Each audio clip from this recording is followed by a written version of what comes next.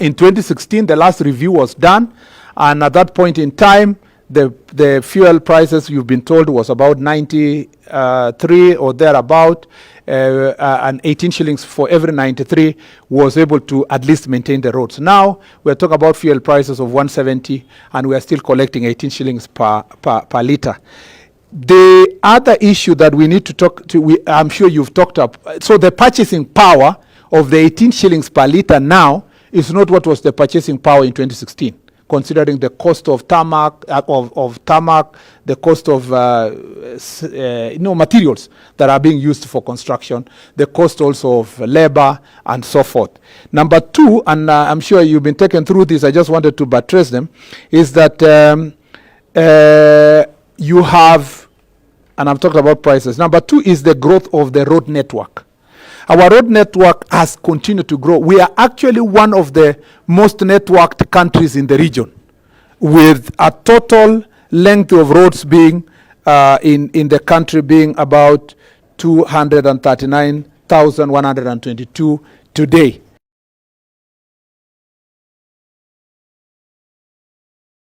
In 2016. Part of the reason why our roads have grown robustly very fast is devolution. Because of devolution, many of the county governments have constructed their roads. And then because it's the road of Kenya Roads Board to do classification, the county governments that came in 2013 started a good job, but because they could not keep it at that standard, those roads were moved to national government. So the road network kept increasing in the national government, and you can see in Kera that it moved from 19,000 to 28,000 kilometers of roads that is being managed within Kera. Why? Because that graduation happened in the rural areas to the rural roads managed by national government, so that the county government can also open new roads and maintain them. You have Kenya has now 23,000 kilometers of roads, and you have Kura, which was meant to do just a few towns in the country, is now maintaining 4,400 kilometers of roads. So you have an extra 61,000 kilometers of roads in the last. That is from 2016. That means in the last 8 years, you've grown about 61,000 kilometers of roads. Some of the roads that were done under Jubilee administration in 2013, under the Road 10,000 program, we were able to grow the roads by 10,000 kilometers, of course, to tarmac them. But we didn't manage to reach really 10,000. You are about 6,000 plus of the 10,000 that was supposed to be achieved. That is why we still have pending bills. And I want you to listen to this very carefully.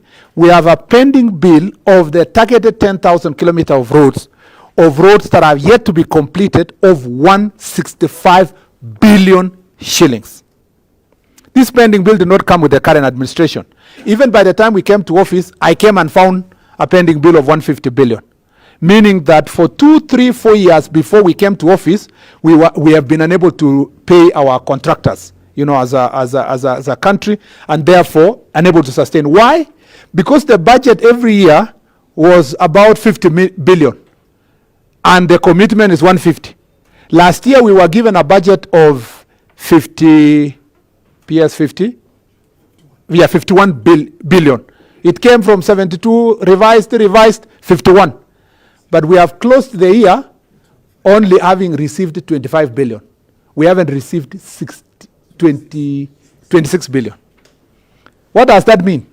We can have as beautiful budget as possible, but if we are not raising revenue, we will not be able to achieve the construction and completion of these roads. What has that done? So many contractors have not been paid, meaning they are unable to make money circulate in the economy. So many contractors have not been paid, meaning that most of our young people who are working with them are not getting jobs. So circulation of money in the economy, it's even worse because some of the contractors are borrowed so that they can be able to pay. So we have them every time coming to my office looking for, please, I need to be paid this much, I need to be paid this much, because the banks are taking their properties, they are being auctioned, and so forth. We have a catastrophe of monumental proportion that we thought through finance bill of this year, the extra resources that would have been raised from the finance bill that you all know now, it's over 350 billion, 349 billion, was going to help us bridge the gap and therefore pay the contractors so that we can at least move the roads. Because you remember in the Kenya Kwanza manifesto, the key thing is complete the pending roads. Yet we are unable to move it because the financial situation has not changed. Now, that is in terms of construction. What happens to the 6,500 extra roads that were constructed at that period of 10 years of the previous administration? What happens? Those roads are not being maintained. So we are increasing the network of the roads. At the moment, we are lucky to have a few roads that development partners are supporting. Under the Northern Corridor project, for example, the road of Modakashi all the way to Mandera, which are with a few sections in between still looking for contracts. Some roads that were going to Turkana on the other side. The road that comes from Isibania to Migori there. All this it comes from Isibania up to Kisii. All those roads are now due for maintenance, but they don't have maintenance money. Let me tell the nation that this is the first year that we had to suspend contracts because there is no enough money from road maintenance levy to maintain your roads. Kenya is now grappling with the idea of what do we do with recently advertised roads for maintenance. People are asking. Somebody was calling me in the morning. The road between Magadi Road, that is between Galeria to Kiserian, it has potholes. And it's calling me and says, Waziri, why can't you maintain these roads? And Kenya used to maintain it. For 2 years now, we are not maintaining it. Why? Because we are unable to meet the budget. The road network has increased. The road maintenance levy has remained stagnating for 8 years. You have some roads that are unable to be covered over the years. So we are facing an actual real problem of financing these roads.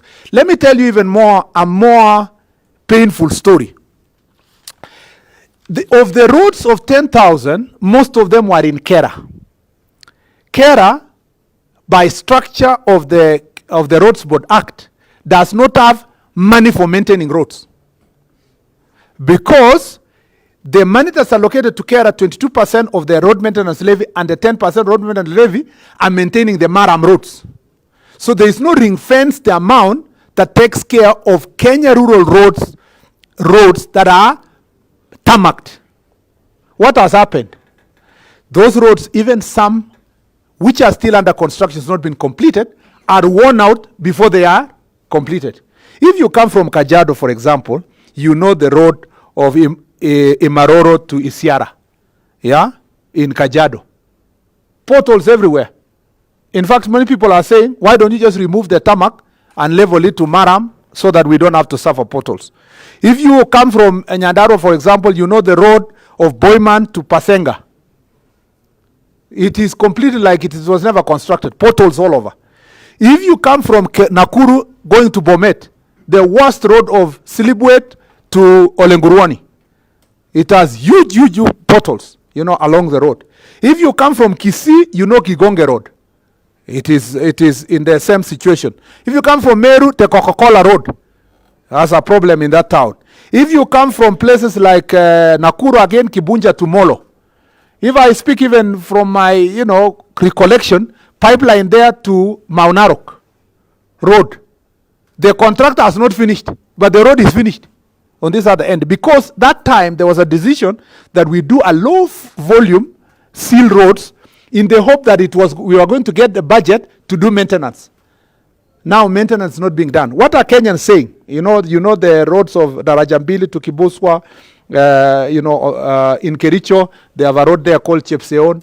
You have roads all over the country that are constructed under low volume seal roads that are actually getting worn out. So, and therefore, we have to do something. You've been told about aging roads. I was told roads age and they also die. If you have a road, you said how many years? 20? Yeah, once a road is above 20 years, you need to remove everything and renew it, regenerate it. If you don't, it dies. And, and I'm told it dies. That's what the engineers have told me. So you have also urbanization. Rapid urbanization is happening. Across the country, when Kura was established, it was always expected to be Nairobi, Mombasa, maybe Kisumu, and a few towns in the country. Now every county has about 3 or 4 or 5 urban roads that have major demand across the country. And Kenyans are saying, you know, this is a city. Why do you have Maram in this town? Why do you still have Maram in this town? Where is the government? Why is the government not doing it? These roads, we can only be able to do them if we have properly resources that have been raised to do so. And then, of course, the worst part of it is climate change and the effects. The rains of December, end of 2023, destroyed our roads. Before we recovered, the rains of February this year, all the way to April, destroyed even further. We've done our assessment recently. The total amount needed to maintain those roads, one off, is 37 billion. Not to mention now the annual maintenance of the roads. Ladies and gentlemen, our country requires a properly maintained roads. The deficit of the money and you are given that is required to do these roads. At the moment, it's projected that we are going to raise in the year 2024, 2025, 79 billion from the road maintenance levy current. But the demands of the same period is 157 billion. So it's like half. What does that mean? It means that we require an extra 78 billion in the next financial year on top of it for us to at least maintain the roads. This is maintenance. This is not construction. This is not even completion of the pending roads. I'm just talking about maintenance of our existing roads. As such, we need to find a place to raise these resources.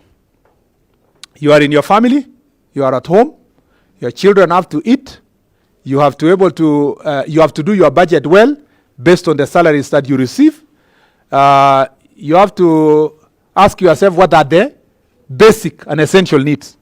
So perhaps you take care of the stomach first, because that can bring chaos, you know. And then you move kidogo to shelter. So you make sure that you have a room and something, and then clothes will follow. Maybe a blanket is important, and then something of that sort.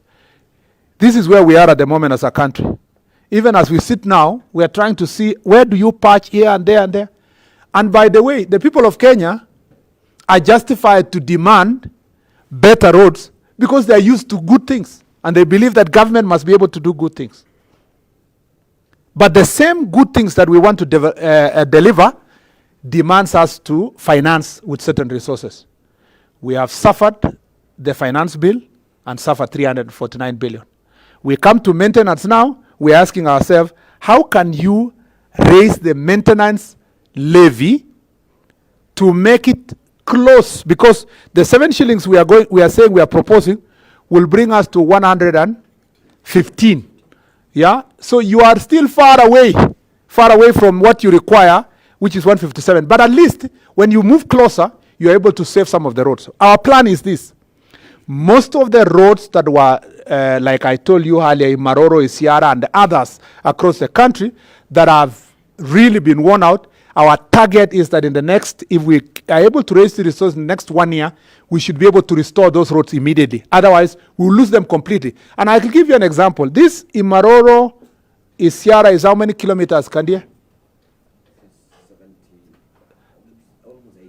Almost 80 kilometers. Yeah, I remember. Almost 80 kilometers. Those 80 kilometers, it was constructed using about 3.5 to 4 billion that time of the resource of that time, because about 40 million per kilometer. So you are talking about 3 billion, almost 3 billion was used.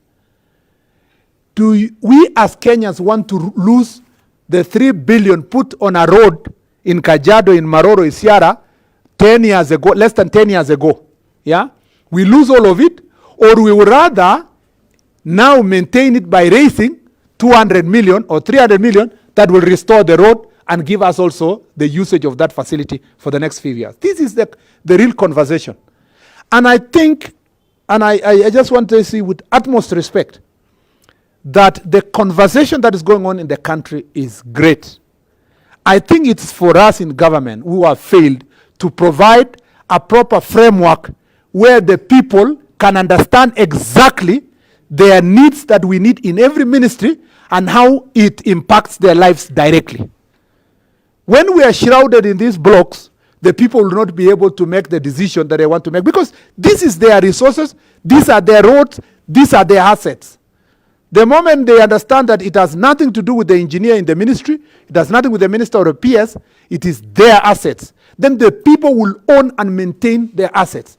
And to be fair to the people of Kenya, everywhere I've gone in the country, people are talking about roads, roads, roads. In fact, if there's something people are insisting in this country is that we want roads to be done.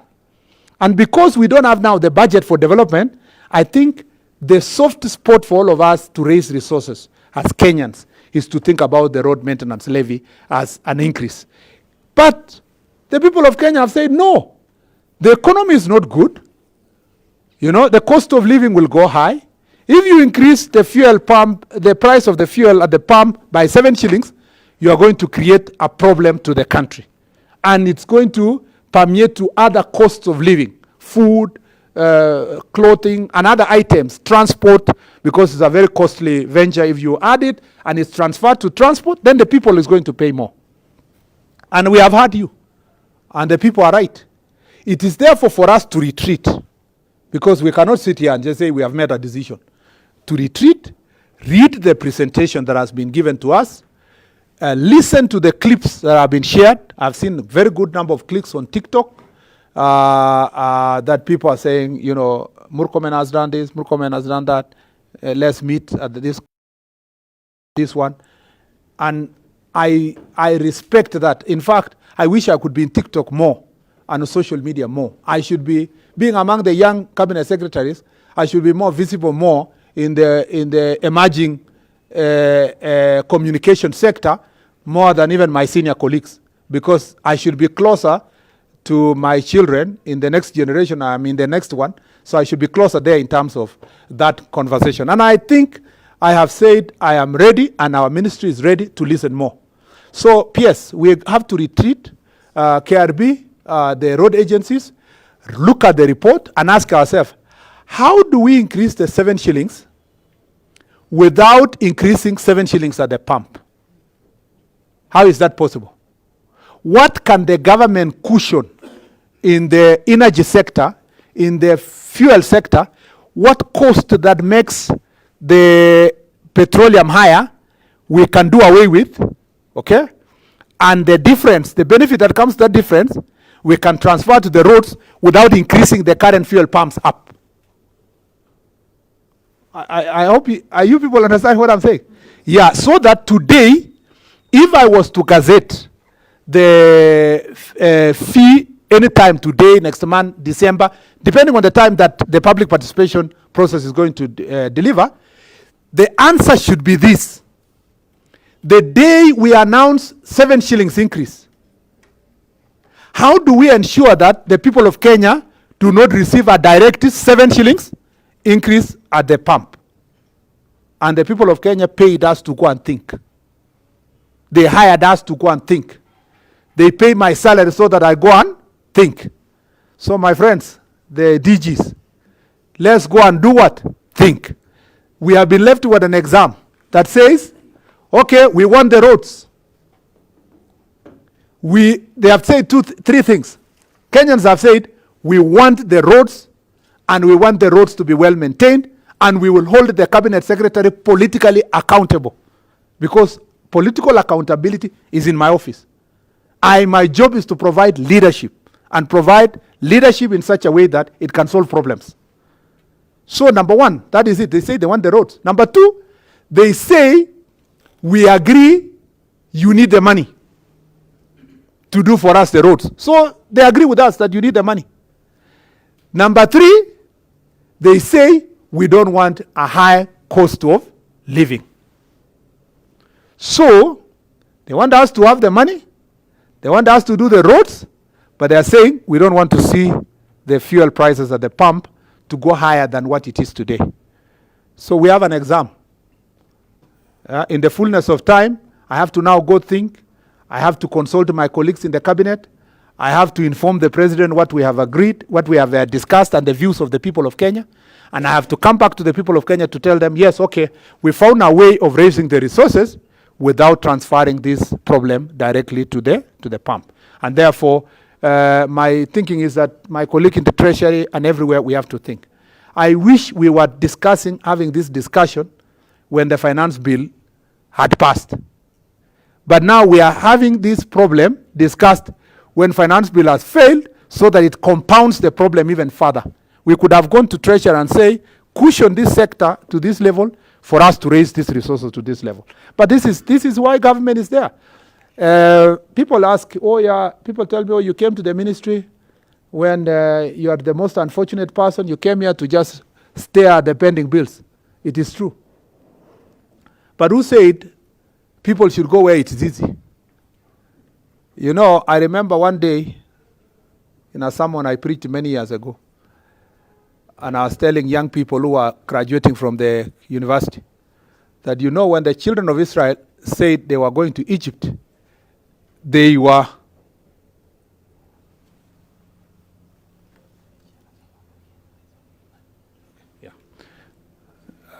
okay, no problem.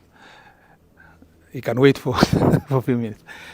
The children of Israel, when they were going to Egypt, from Egypt to Israel, you know, there were 12 spies that came with a report. So all the 10 came and said, that place is impossible. It has Nephilims, it has giants, we will not conquer. We will be finished. It's better to go back to Egypt, and we eat the Pharaoh's tomatoes and lentil soup and all that. It was only Joshua and Caleb who came back and said, yes, they are giants, we agree. Yes, they are Nephilims, we agree. But we are going there to conquer. Ours is to resolve that problem. So I have a problem in this ministry. We have a problem in the country at the moment with financing of these projects. But ladies and gentlemen, I want to promise the people of Kenya that we were elected not to write another book of lamentations. Jeremiah wrote one, it is enough in the Bible. It is not for us to write another book of lamentations. It is for us who are put in public offices to solve problems. But we must locate the problem, we must understand the problem, and we must be ready to confront that problem. The problem of maintenance of our roads, we will solve it together as a people of Kenya. We and in the ministry will provide leadership. We are going to think, and we will come back to you with solutions that will not transfer the prices of fuel, make it higher than it is at the moment for the people of Kenya. Because we have had you. We have had you. If it means even waiting until an extent when fuel prices are come down, we will wait so that the people of Kenya cannot suffer more because of the economic situation. With those many remarks, I want to thank you. I want to thank the people of Kenya. I want to thank those of you who came physically. I want to thank those who are in social media. Please continue giving your views. We are going to collect, and write a report, and that report will inform the decision we are going to make. Asanteni sana, and may God bless you. Thank you very much.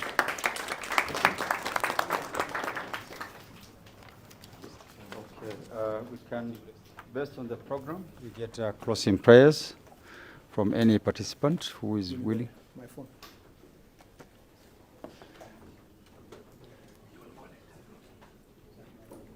Any person wants to volunteer? You are done.